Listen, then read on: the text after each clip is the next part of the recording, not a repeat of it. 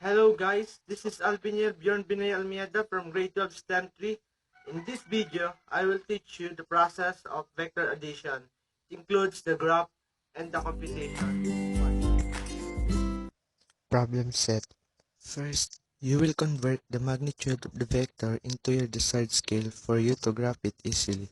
I will use the scale 1 km is equal to 1 cm.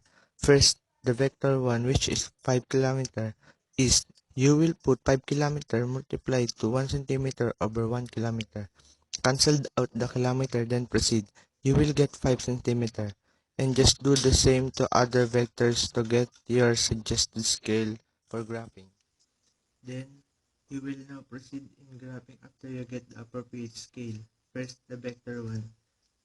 Its direction is east, so from here, you will measure 5 cm going to east, and this is your vector 1. Then, this is now your new point of origin. From here, you will measure 40 degrees from east going to south. Then, connect those 2 points, and that arrow should measure 8 cm long. Then from here, you will measure 6 cm going to west, and this is your vector 3. From point here, you will measure again 45 degrees from west going to south. Then connect these 2 points, and that arrow should measure 4 cm. From your point of origin to your last point, draw an imaginary line, and that will serve as your resultant vector. Since there is 2 slant arrow, vector 2 and vector 4, there will be 2 right triangles. First, in vector 2, this will be your b sub x, and this will be your b sub y. This is how to compute it. Since your b sub x is adjacent to the given angle, you will use cosine. Cosine 40 degrees is equal to b sub x over 8 cm. Cross multiply. B sub x is equal to 8 cm cosine 40 degree. B sub x is equal to 6.13 cm. And since your b sub y is opposite to the given angle, you will use sine. Sine 40 degree is equal to b sub y over 8 cm. Cross multiply.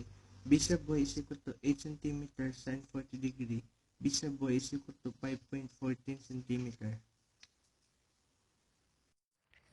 Just do the same process here in the second right triangle. Just always remember the laws of sines and cosines. Then, we will proceed now in component method. In vector 1, 5 km is positive since it is going to east, and it will be put on x component and 0 on y component. In vector 2, since cosine is used in b sub x and sine in b sub y, you will put 8 km cosine 40 degree on x component, then negative 8 km sine 40 degree on y component. It is negative because it is going down from the point. In third vector, you will put negative 6 km on x component since it is going to west, and 0 on y component. Then last, on fourth vector, you will put negative 4 km cosine 45 degree on x component and negative 4 km sine 45 degree on y component. It is both negative since they are going down and left from the point, then add the components. In x component, you will get the summation of 2.3 km, then in y component, you will get the summation which is negative 7.97 km. To get the resultant vector, you will compute square root of 2.3 squared plus negative 7.97 squared, which is equal to square root of 5.29 plus 63.52. Resultant vector is equal to square root of 68.81. Resultant vector is equal to 8.3 kilometers. Then, theta is equal to arctan absolute negative 7.97 kilometer over 2.3 kilometer. Cancel out the kilometer. Theta is equal to 73.9 degree. The resultant vector is almost 8.3 centimeter, and the angle is almost 73 degree. Thanks for watching my videos. I hope you learned something new. For more videos, click subscribe.